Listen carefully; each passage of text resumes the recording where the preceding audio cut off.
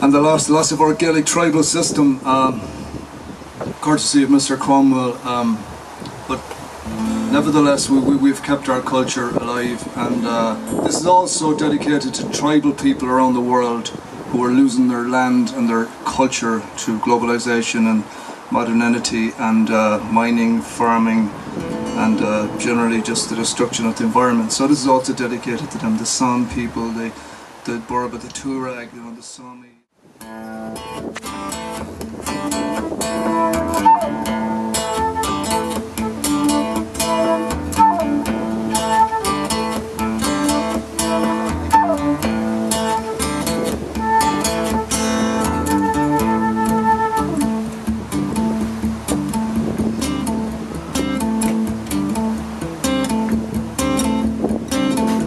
You stole my father's land, shipped the slaves away, on Demon's land of Botany Bay.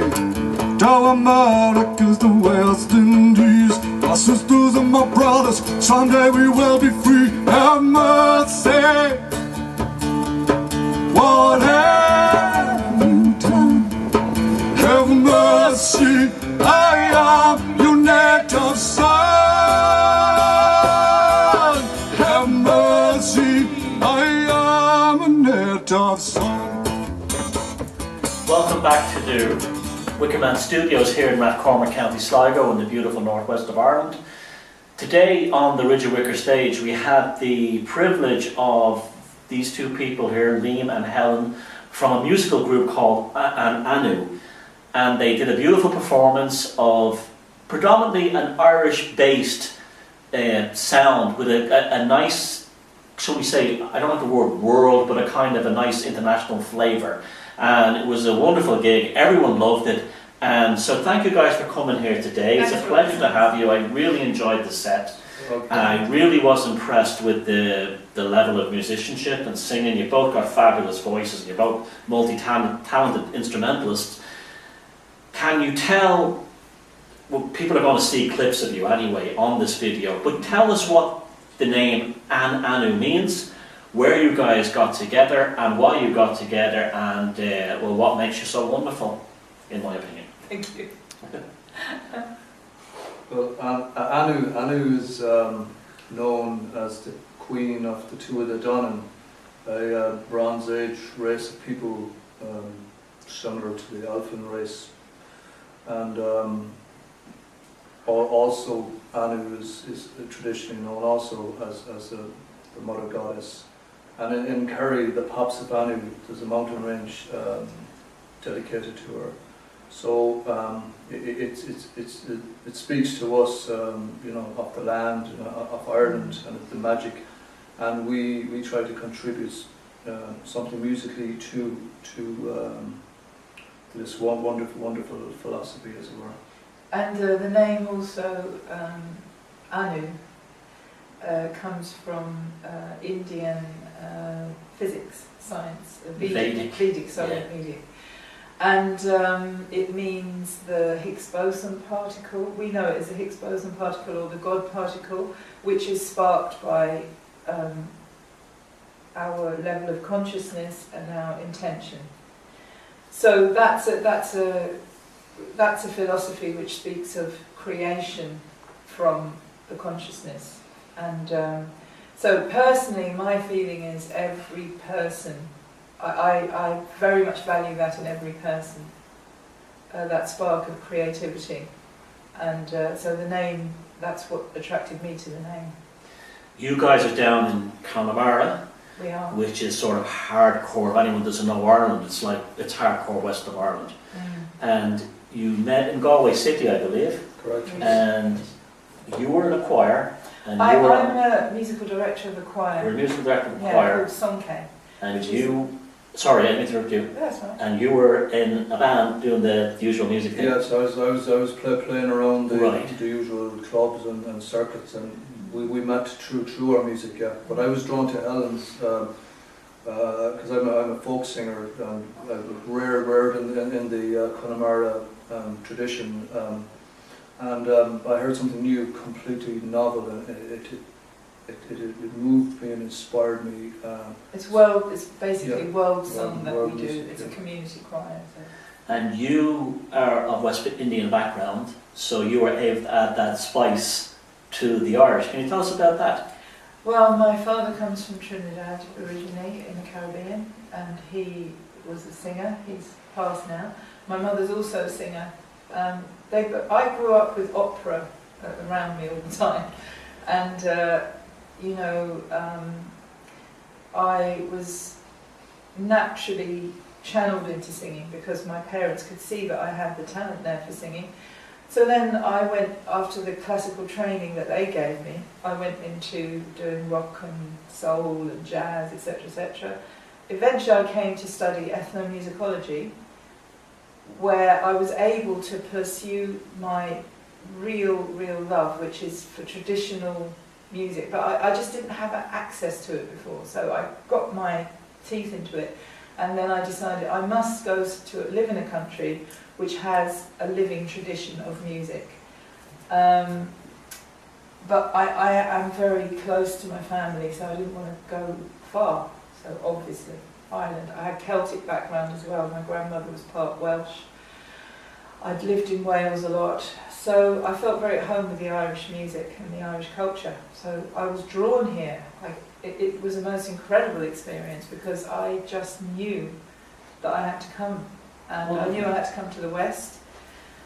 And through doing that, I got involved with Irish music, and obviously, even though my choir we do world music, I was searching for someone to work with in an Irish musician, the real thing, which Liam is the real thing to me. It's funny you mentioned that about the idea of it coming from the ether or whatever, because when I was listening to your set today, I was very much struck by this, being a musician myself and being a big music fan myself. I'm always very aware of when a song is constructed or where a song comes from a place that's organic. And your music definitely has a sound and a feel that it kind of it grew out both of you like a flower, more than say you sat down with a sheet of a blank score and wrote into it, or jammed. It seems to be. And there was one song you did today in your that you spoke about. You were talking to a shaman, and can you tell us that story? That was great. Yeah, one of our songs grew out of just Helen ran a workshop, and we had a mini festival down in Clare. And after the festival was over, a friend of ours called Christy Coote, who's a shaman, a healer, he had his shamanic drum, and we're just sitting around the table, like Irish people do, and chatting and having the crack. And Christy was tapping his drum, and I had my guitar, and I was just twiddling away. We weren't even conscious about what we were doing. And then about a half an hour later, Helen walks in, and we were away with the fairies, literally. We were just playing this tune, and this tune called Shamani, and it brought us to a place of peace and light, and it was inspired. As I say, we just downloaded this tune, and we've been playing it ever since then, because it's, as you said, it's from the heart. It bypasses the conscious process, and it just comes from the heart. Yeah. And I think that's what Irish music and Aboriginal music in general is from the heart. It's not conscious. It's not manufactured. So, so that's one of the tunes. And it has the chants, Sanskrit chants, Japanese chants. So it brings in elements from everywhere, every part of the world. Musical elements, spiritual elements. Yeah, I think all the best music comes that way. Even Mozart said that he didn't know where his music came from, it just happened. Same, there's definitely a stream out there that we all tap into, the creative stream. That's so interesting that you keep bringing up the Vedic thing, because there's so many similarities between the Irish mythology and the Vedic archetypes. Yes. So similar. Yes. I don't think they're connected. I think these things actually happen at Jung's conscious, unconscious, collective level, and because you can find commonalities all over the world. It's just remarkable. That's why I think music and art, they create a language that transcends, should I say, the normal human communication. I mean, I can go anywhere in the world with a drum. They say that you put a drum in front of a newborn baby anywhere in the world, they can instinctually start playing it. So it's like that to me is the language. Art and creativity is the language.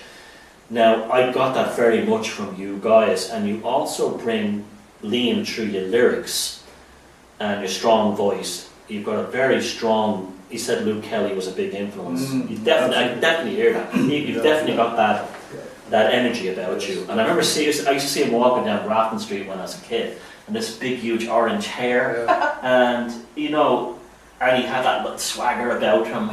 And he had the same swagger that Phil Lynott had. There was something. I can't explain it. And when I was a kid, I used to see him walking down, him and Phil Lynott, on different occasions walking down O'Connell Street. And there was this kind of emotive magnetism just came off them. Oh, magic. Yeah, and that to me has almost created a sense of immortality. Because when I was listening to your music, I was hearing even resonances of Phil Lynott in some of your songs, like the song about the Ballad of Moytura. It had that energy to it.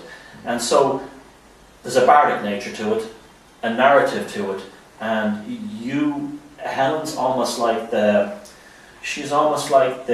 I don't know what, the wind, and you're like the rock. It's almost like there's this kind of alchemy that goes on, and to me that's very special, because it's very rare. It's very rare in a band or a group, even two people, to get that. So I could understand when you said that you both hit it off at the same time. We did. Now, tell us about the lyrics and the bardic quality. Well, I have a background in archaeology, so for many, many years I've been studying prehistory, from the Mesolithic people right to the Neolithic people, people who built Cairn and Knocknarea, and the megalithic tombs or monuments in Carramore and Carrickeel and all over the world. Golden rule: we don't call them tombs here.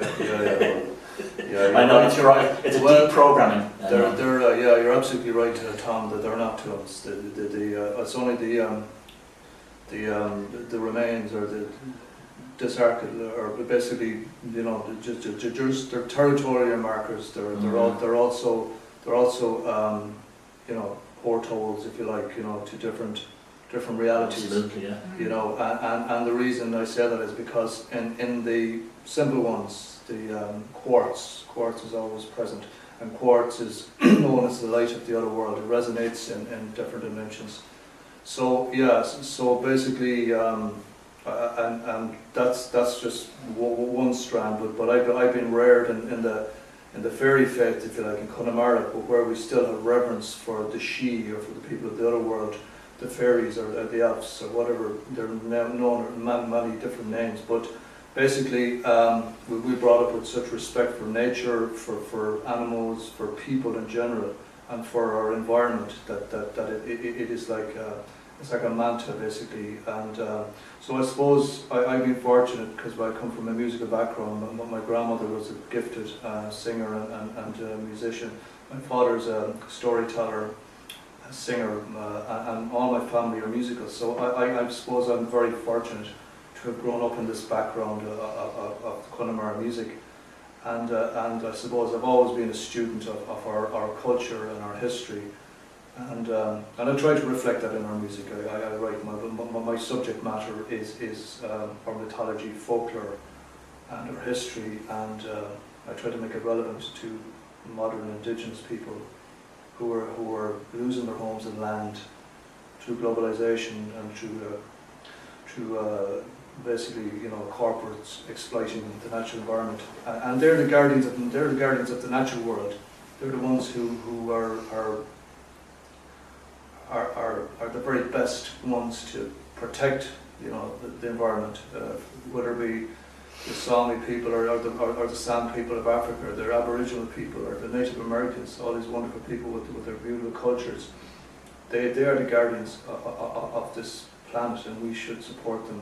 And we try through our music to basically, you know, refer to them and acknowledge them in our work. Yeah, I feel my attitude towards globalization is I want globalization, but I don't want politicians and bankers doing it. The same with the Europeans. I want the Europeans coming together. I don't want the European bureaucrats doing it. And that's how I've always felt about these things. That the ones who can actually successfully glue it together, the artists, they're the ones who are not even brought into the debate. It's the bankers and the politicians who do this. And this is why we have these sort of these ridiculous and unnecessary catastrophes where we're losing indigenous cultures. I mean, I still find it remarkable that we in Ireland still have it. Like, I find it remarkable that, I mean, wherever I go, like Slavic people, how they've held on to it. It shows people in the Caribbean. I mean, look at, okay, when you think about it, if you were to strip down all the politics and all the globalization in terms of commercialism and banking, right? You'd ask yourself, who's the most famous person in the world? Well, anywhere I go in the world, it seems to be Bob Marley. Now, why? Why? Right? Why? Now, if you strip the Irish down, we're all told today that this is an island full of computer scientists and programmers. But when you strip that all down, what has Ireland's gift to the world been? Music, poetry, art. Artists. Right, so that's the true language of globalization, but yet it's never brought into the equation. And I find, and that's why it's important for us to do it. Now, we're going to say something there, Helen? Well, I just wanted to add that I play an instrument called the kora, which unfortunately wasn't up to it today, the instrument. But it comes from West Africa. There's a history connecting that instrument with Irish music. And for me, there's a real kind of unravelling of a story which goes back to ancient history. My father was a musician who came from Trinidad. The people of Trinidad, many of them came from West Africa. West Africa has a tradition a bardic tradition of musicians called the jelly. That was the name of the class. Now they had instruments, one of them was the kora, the other one is called the balafon, it's like a wooden xylophone. They have the djembe drum, and they have a very, very famous celebrated tradition of singers. So personally I feel intuitively that my musical gift goes way back to the West African tradition of music. So I studied this when I was doing ethnomusicology, but the interesting thing is then the history of that music. The music travels over from West Africa, it goes over to the Caribbean and also to America, areas like New Orleans, etc. It's a very, very high level, it's a high standard of musicianship that you will find even now with those people in West Africa, the jelly. And on the journey over, those people mixed with Irish people, because as we know, the Irish were sent to the Caribbean as slaves. Montserrat and places. Yes, yes, exactly. yes. And all over America. During the Cromwellian period. And it's very, very hard to trace exactly where those Africans went to, or where the Irish went to, although we know that mostly it was actually the Caribbean that the Irish went to at that time. Damien Dempsey has written a song which called Hell on Barbados. Yeah. Now that to me spoke so strongly of this connection, and of course I looked at Bob Marley and something hit me right in the face. Mali is a West African country. So you see, it's spelt slightly differently. But yeah, the synchronicities always come through. Yeah. And the high level of musicianship I hear. This is something I perceive psychically, I think, that level of understanding of music that he had. I relate to very much as coming from that part of the world, and also the mixing and blending of the Irish musicians on the journeys. You see, I feel that they would have made instruments, they would have sung, they would have done anything to keep sane. That, so they would have used the music, whatever musical knowledge they had or skill they had, to help everyone through those awful journeys. We sail regularly to a place called Boffin, where Cromwell's fall. I'm going to let you take over the story now, because you could talk about the Cromwell's fort and what happened there with the slaves. Well, the Gaelic chiefs who were, I suppose, opposing foreign rule, they were systematically dismantled, and the more troublesome ones would say, and their families were sent to the West Indies as basically convicts, you know, but it was a form of slavery. And as Helen said, it was designed to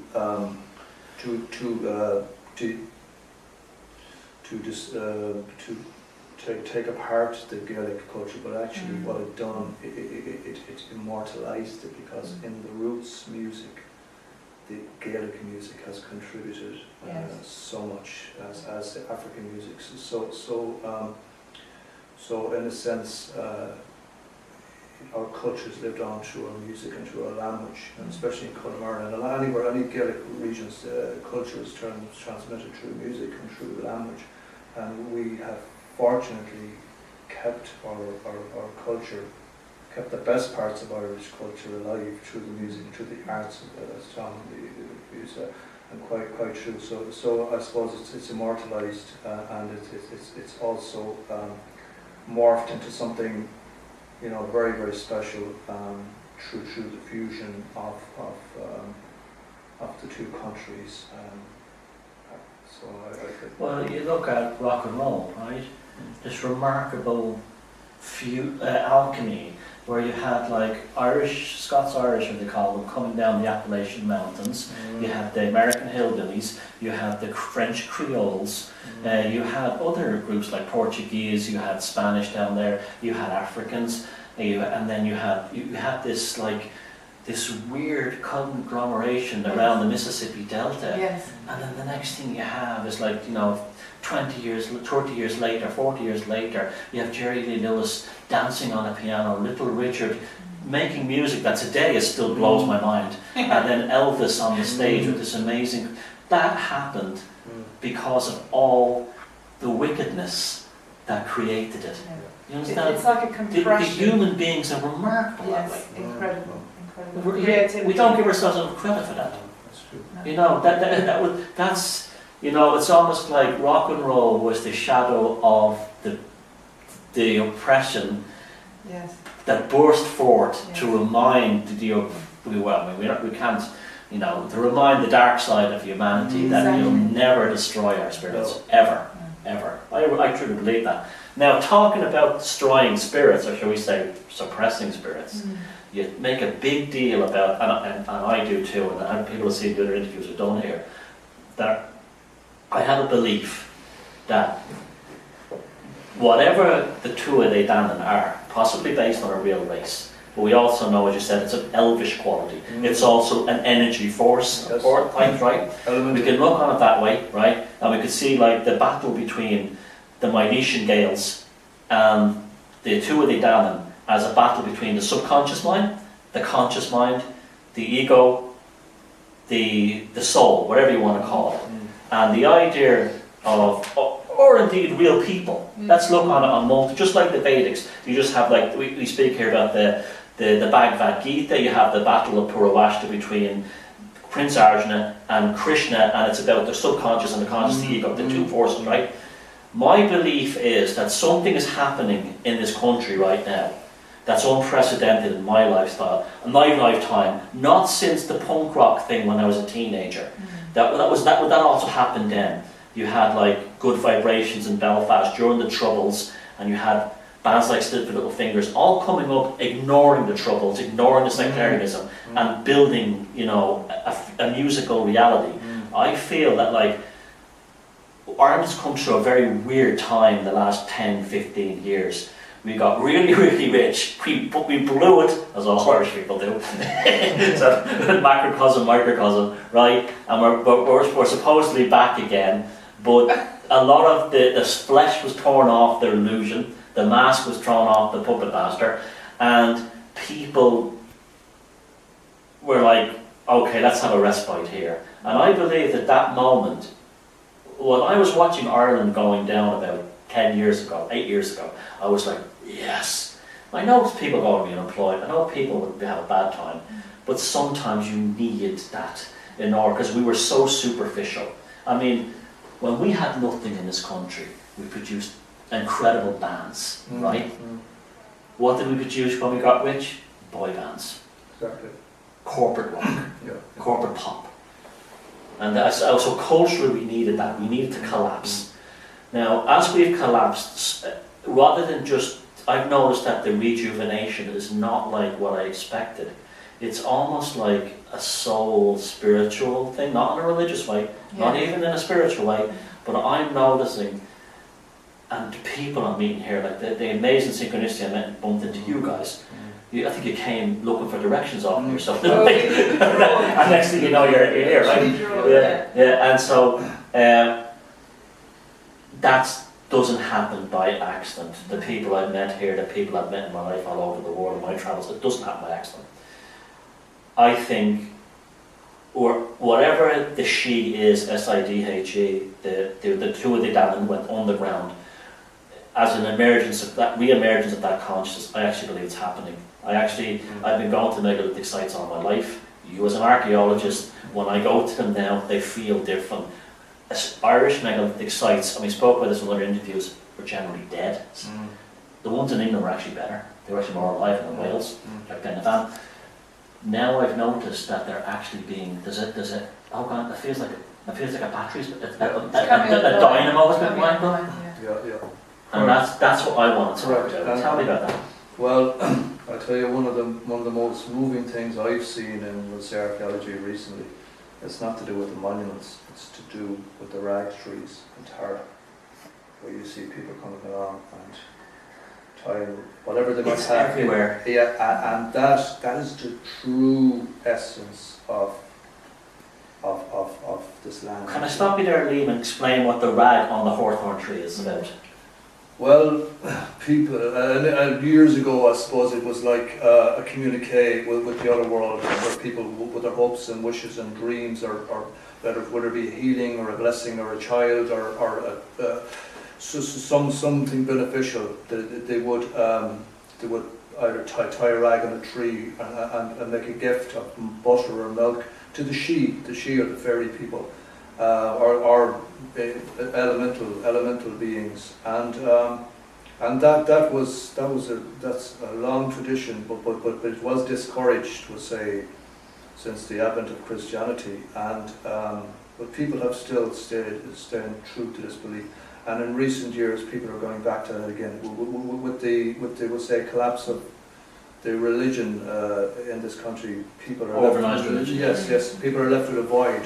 But it warmed my heart to actually see that people still have an affinity with nature, and their wishes are still being expressed, speaking directly to nature, which primarily is the most important thing, because we all are children of the earth, and we all need this planet for our survival. So I suppose, as you were saying, Tom, on a kind of subconscious level, people are tuning into the new energy, which is growing. It's everywhere. It's coming alive as the yoke of oppression is being lifted. People are once again embracing the truth and turning their back on the lie. Yeah. Embracing the light, turning their back on the dark. And by doing this, they're empowering themselves and freeing themselves to choose, a voice and a choice. My background is like very urban. I grew up in Ballymun, the north side of Dublin, so I couldn't have grown up in a more different world than you. And I grew up knowing none of this stuff, but instinctually kind of being aware of it. And I mean, the nearest we got to that, we listened to the King of the Fairies by Horselips, or Black Rose by Thin Lizzy. That'd be the nearest we get to it. And it's only, say, in the last 10 years that I've kind of matured to the point where not only do I accept it, but I'm actually addicted to it. And I have noticed in that period that the time of a white rag on a hawthorn bush. I first noticed that at Glencar Waterfall up here, up the road here, where, you know, that famous place of the fairies. William Butler Yeats, the Stolen Child poem takes place there. And I'm looking at, and I knew what they were already. And I see them being tied. Up here at Creevy Keel Court, Cairn, I'm not going to say tomb, there's the hawthorn trees, I can't even see them anymore, they're covered in rags. It's really the little white rag to the, as you said, a communique to the fairy world. Yes, yes. And that's the norm now. We've gone back to that. It's wonderful. It's incredible. It's incredible. People are using their intelligence and their spiritual intelligence as well as their cognitive intelligence. Yep. And they're reaching for the truth and turning their back on the lie. And as you said, it's very special. Beautiful. It's beautiful. It is beautiful. It is beautiful. It moved me to tears when I seen it. I thought, oh, finally, we are starting to look in the right direction. I feel that the Irish people are very fortunate, or all of us who live in Ireland, because there is a feeling that we can access that because of the history, your history here and your tradition of the fairy faith, etc. So there is that indigenous belief still alive. I won't say surviving. It's alive. It's not just surviving. But as you said, and for example, in where I was born in London, you would not have easy access to that, and even in rural parts of Wales and rural parts of England, you would not have what feels like almost the wellspring is still here. Well, that was brilliant, guys. Thank you, Liam and Helen from AnAnu. I'm sure the whole world will be hearing a lot more from you from now on. Thank you, Tom. You're what's needed right now. That's the way I see it. You're part of the, shall we say, the revival. Can you tell people about where they can get your music, where they can contact you for bookings, and what? I know you're going to do some gigs. You're here on the 6th of August in Rathcormac at the Ridge of Wicker Festival. You're also doing some gigs in Europe? We are, yes. We're doing Mother Earth Festival in Berlin in the end of August, and we also plan to go to Scandinavia, or return to Scandinavia, where we have dear friends over there as well. So, and there's quite a bit happening in Ireland as well. Helen can really give you the technical details of our website. Yeah, the website is AnAnu.net, www.ananu.net. You can contact us through the website to order CDs. There's an email on the website, and we're just now launching our stuff onto iTunes, so I'd say give it a couple of months and we'll be on iTunes. The album is called, what's the title of it? Ankara, which is, it's a song based on the writings of John O'Donoghue. Yeah. It speaks to the heart, not to religion. It speaks about spirituality. Very popular books. Yeah. John was a neighbour of mine, and he's inspired the world, and he's inspired. And we have one of our songs dedicated. We composed it dedicated to John's work. And Karen, I think he's a model for yeah, they're lovely books actually. Beautiful. Lovely. Beautiful. So, Rathcormac and Sligo here at the Ridge of Wicker Festival on the 6th. The end of August, the festival in Berlin, which is called the Mother Earth Festival in Berlin, and then Scandinavia, and all over Ireland as well. All over, yes. Thank you very much, guys, and Gurmi Margaret, and go on. Just do it. Go to Margaret, let's launch it.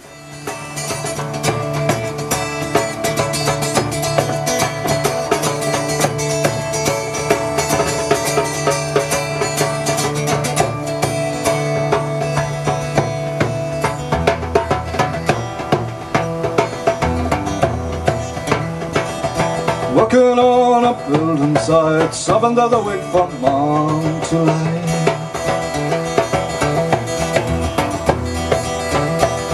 And Lord, I missed the Shamrock Show. You might find me to see once more. 1, 2, 3, 4. I'm coming home away from me to a land I can be free. Cool calling St. Patrick, the land of the sheep. Coming home where you saw me. Coming home.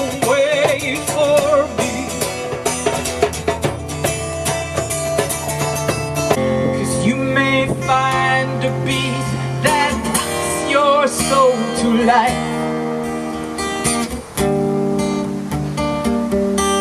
And it could get you high. You may find you have heard it all your life. You can already fly. Let your soul to the music of your dreams.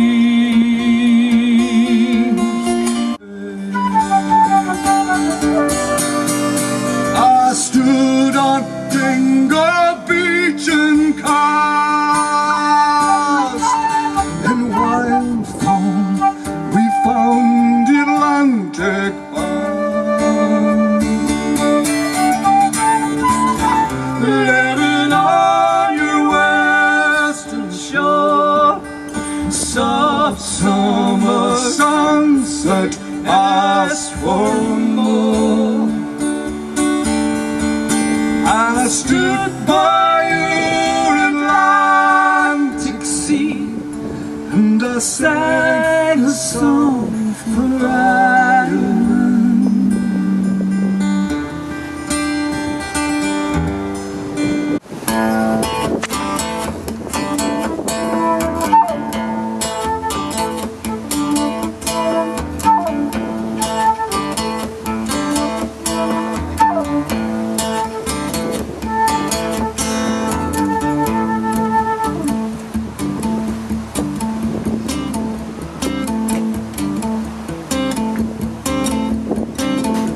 You stole my father's land, shipped the slaves away, on Demon's land of Botany Bay.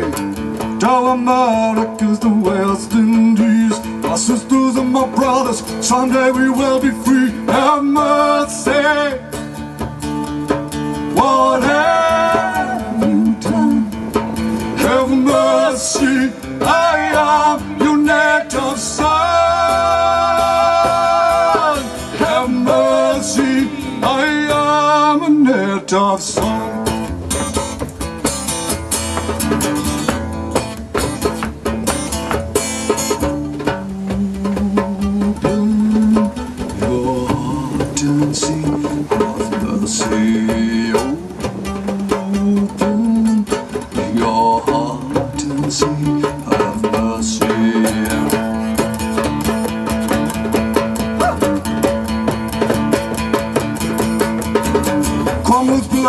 And the demon hold, the musket fire and the bloody sword. Tribes of Galway rebelled and died, warriors chanting, the woman cried, have mercy, what have you done?